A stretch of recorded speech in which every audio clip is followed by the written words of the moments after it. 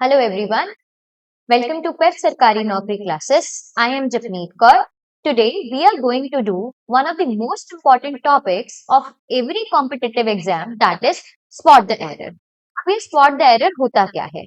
Spot the error आप कोई भी एग्जाम देने चले जाएं, चाहे वो एसएससी का है, चाहे कोई भी स्टेट कॉम्पिटिटिव एग्जाम है, तो आपको ये एक्सरसाइज वहां पे ये ऐसा एक क्वेश्चन देखने को जरूर मिलेगा। और बहुत सारे जो बच्चे जो हैं उनको स्पॉट द एरर में ही दिक्कत आती है। तो चलिए हम कुछ ऐसे कॉमन सेंटेंसेस को डिस्कस करते हैं, कुछ ऐसे कॉमन हमारे पास क्वेश्चंस हैं जो आपको हर एक एग्जाम में देखने को मिलेंगे और देखते हैं कि उनमें क्या गलती होगी और उसकी रीजनिंग क्या हो सकती है। तो चलिए हम पहले अपने सेंटेंस के साथ शुरू करते हैं। यहाँ पे देखिए सेंटेंस क्या है, the scenery of Kashmir are very charming and attractive. को पहले इसको सॉल्व कैसे करना है देखिएगा। द सीनरी ऑफ कश्मीर, उसके बाद हमने स्लैश लगाई हुई है, नीचे हमने वन डाला हुआ है। तो आपका जब क्वेश्चन आएगा ऐसे ही आपको एक क्वेश्चन देखने को मिलेगा और नीचे ऑप्शंस में जैसे ए ऑप्शन 1 दिया होगा, बी ऑप्शन 2 दिया होगा, ऐसे करके आपको ऑप्शंस दी होंगी और आपको बताना है कि इसमें से सेंटेंस के किस पार्ट में मिस्टेक देखने को मिल रही है। अब हम बात करते हैं पहले सेंटेंस की, तो सीनरी ऑफ कश्मीर, कश्मीर की एक सीनरी की बात की जा रही है। यहाँ पे क्या होगा, सिंगुलर फॉर्म यूज की जाएगी, दैट इज वेरी चार्मिंग आएगा। तो यहाँ पे हमें इस लगाना है आर की जगह। और कभी सीनरी जो है वो सीनरीज नहीं होता, सीनरी की प्लूरल फॉर्म ही खुद में सीनरी होती है। Likewise we use fish for fish, right. तो सीनरी की जगह हम सीनरी ही डालते हैं, वो कभी सीनरीज नहीं होता। आगे देखिएगा नेक्स्ट सेंटेंस में, he is one of the best player in the team. जैसे कि मैंने सेंटेंस की शुरुआत में, वीडियो की शुरुआत में कहा था कि one of the most important topics कहा था मैंने, कि यहाँ पे हम प्लूरल देखते हैं कि इन टॉपिक्स में से जो भी पेपर में आएगा सबसे इंपॉर्टेंट वाला, इंपॉर्टेंट में से कुछ एक इंपॉर्टेंट टॉपिक की बात करते हैं हम। तो जब one of the best players आएगा यहाँ पे, कि प्लेयर्स में से जो बेस्ट प्लेयर्स हैं उनमें से एक बेस्ट प्लेयर ये है, राइट। तो हमने यहाँ पे प्लूरल फॉर्म चूज करनी है। जब हम कहते हैं कि इनमें से एक, तो वहां पे हम प्लूरल सेंटेंस लगाते हैं, क्योंकि वहां पे प्लेयर्स जो हैं उनमें से एक बेस्ट प्लेयर की बात की जा रही है। नेक्स्ट देखिएगा सेंटेंस में हमारे पास थर्ड सेंटेंस है, neither of the two boys are willing to go to the market. आपको ये लगेगा कि सेंटेंस में कोई गलती ही नहीं है, neither of the two boys, boys लगा हुआ है, हमने आर लगा दिया, पर यहाँ पे ही एरर क्रिएट होता है।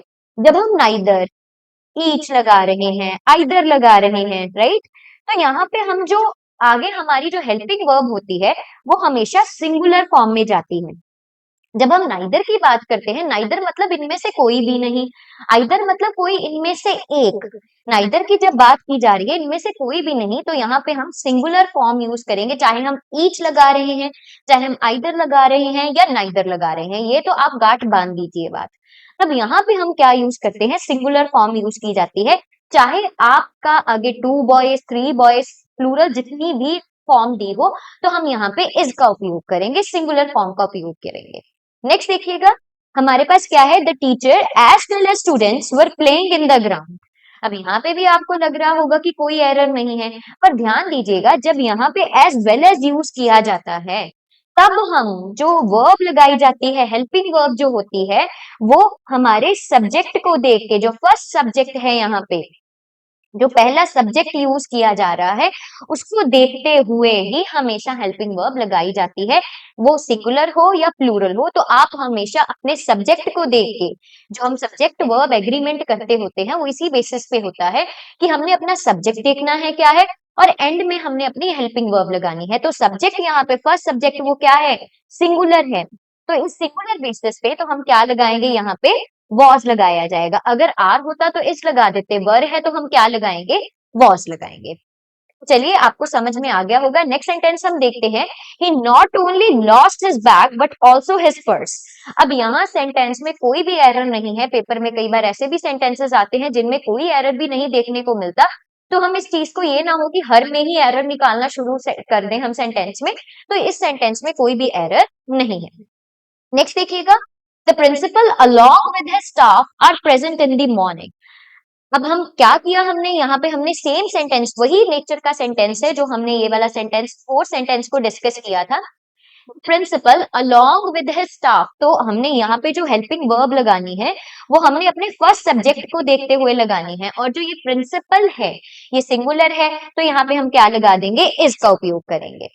आगे देखिएगा, I have been living in Delhi since 5 years। तो देखिए यहाँ पे जब हम दिल्ली में रह रहे हैं 5 सालों से रह रहे हैं, जब हमें पूरा डिफाइन पीरियड दिया हो, और अभी देखिए यहाँ पे हम यूज करते हैं सिंस और फॉर में जो है डिफरेंस होता है। जब हम सिंस लगाते हैं तभी हमें एक पक्की तारीख दी होती है, लाइकवाइज हम कहें सिंस 1985 ऐसे दिया हो, तो हम यहाँ पे सिंस का उपयोग करेंगे। जब हम पूरे पीरियड टाइम पीरियड दिया हो हमें 5 साल 10 साल, तो हम वहां पे फॉर का उपयोग करेंगे करेंगे 10 सालों से रह रहे हैं, 5 सालों से रह रहे हैं, तो यहाँ पे सिंस की जगह क्या आएगा, फॉर आएगा। तो आगे 8 सेंटेंस की ओर बढ़िएगा, the reason for his failure is because he did not work hard. अब देखिए यहाँ पे जब हम इस लगा देते हैं, हम यहाँ पे रीजन स्पेसिफाई करने जा रहे हैं, रीजन इज, आगे हम दैट का उपयोग करेंगे हमेशा, इसके साथ बिकॉज नहीं लगाते होते, ऐसे जो है सेंटेंस का मीनिंग चेंज हो जाता है, तो यहाँ पे इज बिकॉज नहीं आएगा, इज दैट आएगा।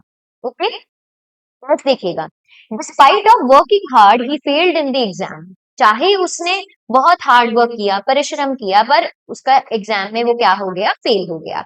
यहाँ पे आपको सेंटेंस में कोई गलती नहीं लग रही होगी, डिस्पाइट ऑफ हम कभी नहीं लगाते, डिस्पाइट एक सिंगुलर है, हमारे पास वर्ब है जहां पे हम क्या लगाते हैं, सिर्फ और सिर्फ डिस्पाइट का उपयोग किया जाता है। अगर आपने ऑफ लगाना है तो आप इन स्पाइट ऑफ का उपयोग कर सकते हैं। यहाँ पे in spite of working hard he failed in the exam, कभी भी डिस्पाइट के साथ ऑफ नहीं लगता।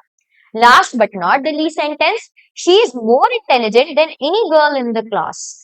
अगर इसकी बात करते हैं हम, she is more intelligent then any other girl होता है, तो हमारे थर्ड सेंटेंस में मिस्टेक है, क्योंकि उसका कंपैरिजन बाकी लड़कियों के साथ किया जा रहा है, हमने उसी लड़की को इंक्लूड नहीं करना, उस लड़की का कंपैरिजन बाकी सारी क्लास की लड़कियों के साथ हो रहा है, तो हम यहाँ पे क्या करेंगे, अदर लगाएंगे, और यहाँ पे कंपैरेटिव डिग्री का उपयोग किया जा रहा है, तो हम आगे दैन लगाएंगे।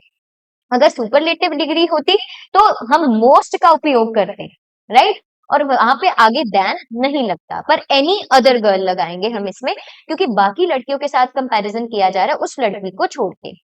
और अगर हम अपनी वीडियो को सम अप करते हैं, तो हमने स्पॉटिंग द एरर में क्या सीखा कि कभी सिनरी का सिनरीज नहीं होता, right, one of the best players होता है, जब हम बहुत सारों में से एक ही बात करते हैं हम, ठीक है, तो हम वहां पे जो है प्लेयर्स का उपयोग करेंगे, टॉपिक्स का उपयोग करेंगे, ईच आइदर नाइदर के साथ हम हमेशा जो हेल्पिंग वर्ब है वो हमेशा सिंगुलर ही रहती है।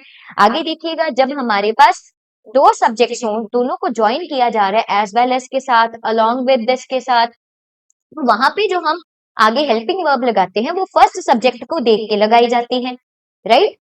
तो हमने इसमें ये डिस्कस किया, हमने सिंस और फॉर का डिफरेंस देखा। सिंस जो है वो एक हमारे पास अगर निर्धारित पीरियड होता है, प्रॉपर पीरियड दिया होता है, ईयर दिया होता है, तो वहां पे हम सिंस लगाएंगे। अगर पूरा टाइम पीरियड हो 5 साल 10 साल, तो हम फॉर लगाएंगे। डिस्पाइट ऑफ कभी नहीं होता, आप इन स्पाइट ऑफ यूज कर सकते हैं, पर डिस्पाइट सिंगुलर ही यूज किया जाता है, वन वर्ड ही डिस्पाइट यूज किया जाता है। आगे देखिएगा, जब हम कंपैरेटिव डिग्री लगा रहे हैं तो अदर गर्ल का उपयोग किया है हमने यहाँ पे, रीजन है कि उसका कंपैरिजन बाकी लड़कियों के साथ किया जा रहा है। आई होप सो कि आपको ये समझ में आ गया होगा। Thank you.